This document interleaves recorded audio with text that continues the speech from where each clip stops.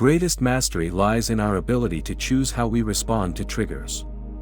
To be conscious and mindful in between stimulus and reaction. In our life, we experience triggers in various forms like people, words, circumstances, etc., and it's easy to find ourselves in a constant state of reaction. Every notification, every news update, every interaction, and every passing comment can trigger an emotional response, leaving us feeling exhausted and out of control. Reactions are instantaneous and often unconscious responses to external stimuli.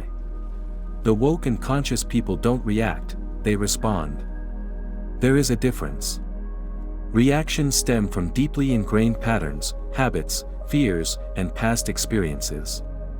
Response is wise, centered, and conscious decision of engagement or disengagement to the situation. When we react, we relinquish our power to external forces, allowing them to dictate our emotional state and behavior. This reactive cycle keeps us trapped in a perpetual state of turmoil, unable to find true serenity. Mostly, we live our life based on external stimuli. This is called emotional or energetic induction. If you're angry at someone and start yelling at them, most probably they'll get angry at you too. Similarly, when someone is angry at you, or is rude to you, you start reacting to them in same manner, and now their negative energy has induced negativity in you. This is emotional induction. Someone projected their inner negativity outside of themselves, you reacted with it and made it yours. Triggers are circumstances that stimulate us, and negative triggers are stimuli that we dislike, disapprove, and contradict. When we are confronted with these triggers, they cause change in energy field inside of us, which create an emotional response within us and tendency towards actions, that is, reactions. If every time you encounter a trigger, you unintentionally react to it and let it change your energy field, it means those triggers rule over you. You have masters outside of yourself. This is untamed and carnal state, acting on every instinct, not having control over your responses. Letting external circumstances dictate your inner states. Is that how you want to live? Or do you want to learn to cultivate consciousness and enough harmony within you, that nothing outside of you can be able to change your inner environment? This is the greatest spiritual mastery. To not let anything outside of you alter your internal environment. To take control of your response. And this requires self-discipline and self-control. To learn self-control, gradually expose yourself to conditions that might make you uncomfortable.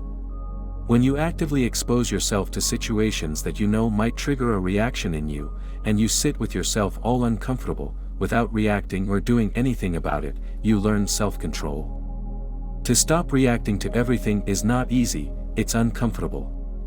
Whenever you will choose to respond by not engaging with negativity around you, your ego will make you feel like you are losing control because it, itself is shredding and fading. You will have this inner urge to prove yourself right, to argue, to engage. But is it going to make any difference?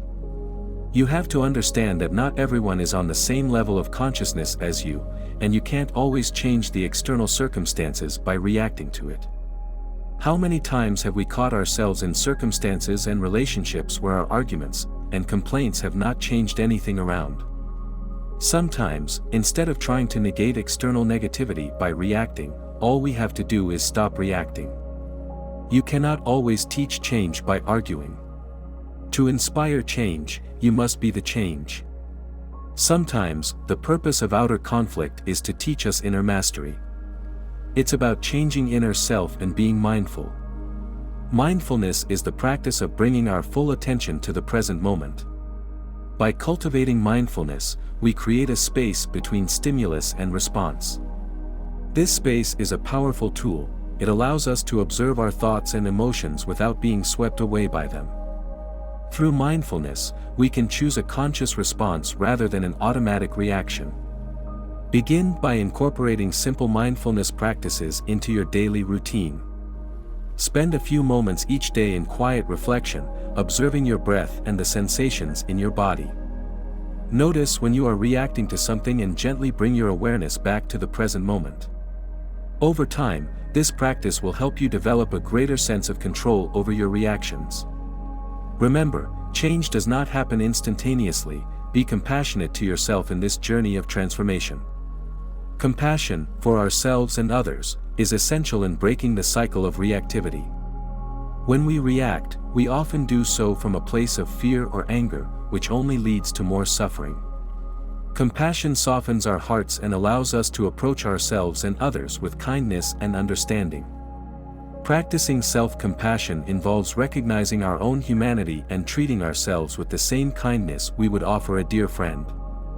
When we make a mistake or find ourselves reacting, instead of criticizing ourselves, we can gently acknowledge our feelings and offer ourselves words of comfort.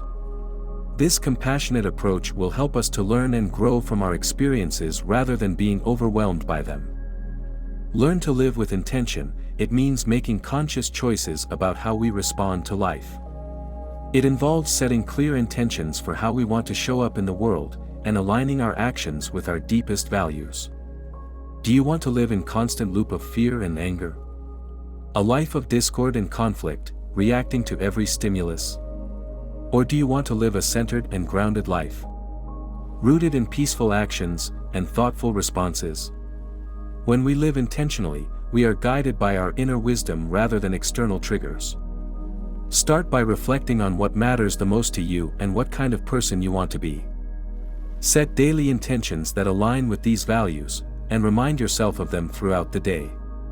This practice will help you stay grounded and centered, reducing the likelihood of reactive behavior.